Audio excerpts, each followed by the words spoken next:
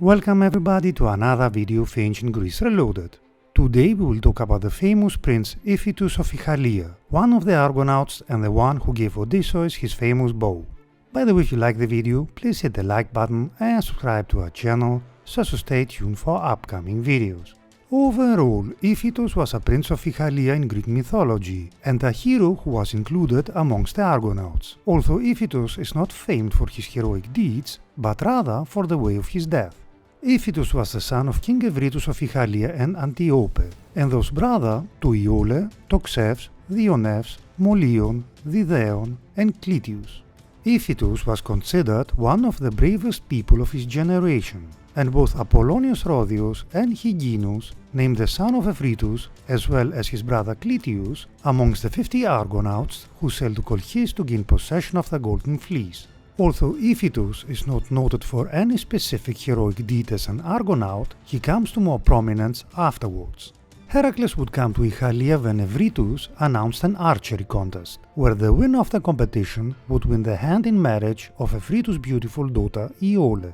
Heracles of course won the contest, but then Eurytus refused to allow Heracles to marry Iole. Eurytus was well aware what happened to Megara, Heracles' first wife. It was said though that Iphitus alone disagreed with his father's decision, because Iphitus believed that the promise that had been made should be kept.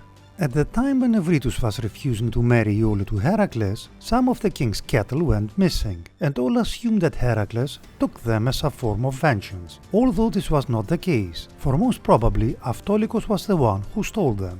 Again, it was only Iphitus who refused to believe that Heracles had stolen them, perhaps because the pair had once briefly been shipmates upon the Argo. Iphitus would set out to search for the cattle. It was said that during his search for the cattle, Iphitos met Odysseus in Mycenae, befriended him, and gave Odysseus his father Eurytus' bow. It was this bow that Odysseus used to kill the suitors who had wanted to take his wife Penelope. Eventually Iphitus catches up with Heracles in Tiryns and convinces a demigod to aid him in the search for Eurytus' cattle. At that moment though, Heracles is struck by madness, and Heracles throws Iphitus from the walls of Tiryns, killing the son of Eurytus. Heracles would have to become a servant of Queen Omphale for a year, his future wife, because Heracles refused to pay the compensation to be paid to Eurytus, who refused it, a command coming from the Delphic oracle. There are two other versions of how Iphitus came to die at the hands of Heracles. Both versions do not show Heracles in a good light. In the Odyssey, it was said that Heracles stole 12 mares of Iphitus and then killed the son of Eurytus when Iphitus tracked them down. Iphitus died in a similar way to the previous version.